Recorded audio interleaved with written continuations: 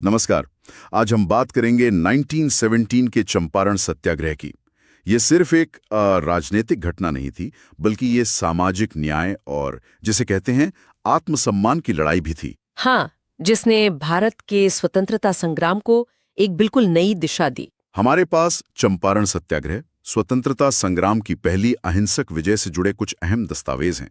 तो आइए इस महत्वपूर्ण घटना को थोड़ा और गहराई से समझते हैं। बिल्कुल। इसकी शुरुआत होती है बिहार के चंपारण जिले से। वहां अंग्रेज बागान मालिक किसानों का भयानक शोषण कर रहे थे। और यहीं पर महात्मा गांधी ने भारत में अपना पहला बड़ा सत्याग्रह किया, है ना? हाँ, सत्याग्रह का पहला सफल प्रयोग। तो चंपारण में असल दिक्कत क्या थी? मतलब जड़ क्या थी समस्या की? सूत्र बताते हैं कि अंग्रेज किसान से जबरदस्ती एक 3 काठिया प्रणाली के तहत नील की खेती करवाते थे। हाँ बिल्कुल, 3 काठिया। इसका मतलब यह था कि किसान को अपनी जमीन के 1/3 हिस्से पर, मतलब हर बीघे में 3 कट्ठे पर नील उगाना ही पड़ता था, चाहे उसकी मर्जी हो या ना हो। चाहे उसकी मर्जी हो या ना हो।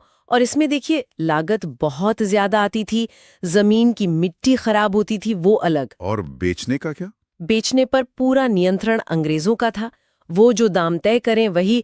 नतीजा ये कि किसान बेचारे भारी कर्ज में डूबते चले जाते थे, पीढ़ी दर पीढ़ी। और अगर कोई हिम्मत करके मना कर दे तो जाहिरा अंग्रेज आसानी से तो नहीं मानते होंगे। नहीं, बिल्कुल नहीं। सूत्र बताते हैं कि उन पर भयानक जुल्म होता था। लगान बढ़ा दिया जाता था, मारा पीटा जाता था, जमीनें हड़प ली जाती थीं, फसलें जब्त हो जाती थीं।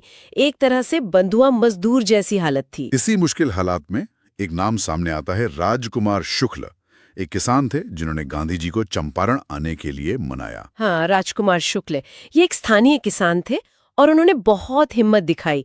उन्होंने गांधी जी को लखनऊ में जाकर पकड़ा, फिर कलकत्ता में मिले और आखिरकार उन्हें चंपारण आने के लिए राजी कर ही लिया। और गांधी जी जब पहुंचे तो उन्होंने क्या किया? मतलब उनकी रणनीति क्या थी? गांधी जी ने आते ही सबसे पहले सीधा किसानों से बात की। वो गांव-गांव गए, उनकी समस्याएं सुनी बहुत धैर्य से और उनके बयान दर्ज किए। सबूत इकट्ठा करना। बिल्कुल।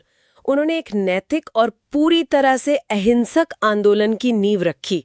कोई हिंसा नहीं, कोई उग्रता नहीं, सिर्फ सत्य और तथ्य। ये दिलचस्प है कि जब अंग्रेजों ने उन्हें चंपारण छोड़ने का आदेश दिया तो गांधी जी ने साफ मना कर दिया। हाँ, उन्होंने कहा मैं नहीं जाऊंगा, और उन्होंने गिरफ्तारी दी। और अदालत में उनका बयान तो बहुत मशहूर हुआ। उन्होंने कहा कि वो जो कर रहे हैं वो नैतिक रूप से सही है और वो सजा भुगतने को तैयार हैं। बिल्कुल, ये उनकी निडरता थी। और इसका असर ये हुआ कि जनता का भारी समर्थन उन्हें मिला।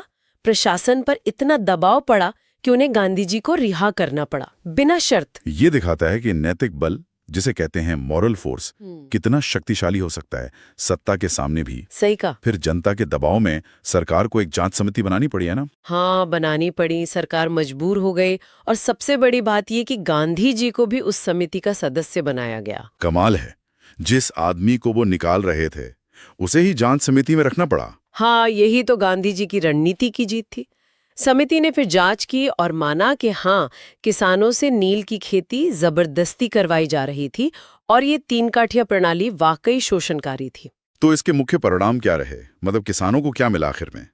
कई बड़े परिणाम हुए। सबसे पहला तो ये कि वो जो जुल्म वाली 3 काठिया प्रणाली थी वो हमेशा के लिए खत्म हो गई। बहुत बड़ी राहत। बहुत बड़ी राहत। दूसरा, किसानों से जो अवैध तरीके से पैसा वसूला गया था उसका कुछ हिस्सा उन्हें हर्जाने के तौर पर वापस मिला। कर्ज भी कम हुए। और तीसरा? तीसरा और शायद सबसे अहम, किसानों में अपने अधिकारों के प्रति एक नई जागरूकता आई। उनमें हिम्मत आई कि वो अन्याय के खिलाफ बोल सकते हैं। और गांधी जी के लिए? गांधी जी की प्रतिष्ठा पूरे देश में फैल गई। वो एक जन नेता के रूप में स्थापित हो गए। लोग उन्हें जानने लगे, पहचानने लगे। एक बात और, गांधी जी सिर्फ राजनीतिक लड़ाई ही नहीं लड़ रहे थे वहां। सूत्र ये भी बताते हैं कि उन्होंने चंपारण में सामाजिक सुधार के काम भी किए। हाँ बिल्कुल, ये गांधी जी के काम करने का तरीका था। वो सिर्फ राजनीतिक आजादी नहीं, बल्कि लोगों की जिंदगी में सुधार लाना चाहते थे।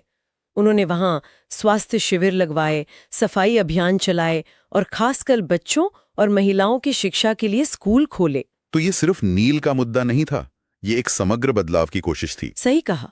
इसीलिए ये सत्याग्रह ऐतिहासिक रूप से इतना महत्वपूर्ण है। ये भारत में सत्याग्रह का पहला सफल प्रयोग था। इसने दिखाया कि अहिंसा से भी जीत हासिल की जा सकती है। हाँ, और इसने भविष्य के बड़े आंदोलनों जैसे असहयोग आंदोलन और बाद में भारत छोड़ो आंदोलन, इनके लिए एक तरह से रास्ता तैयार किया, एक मॉडल दिया।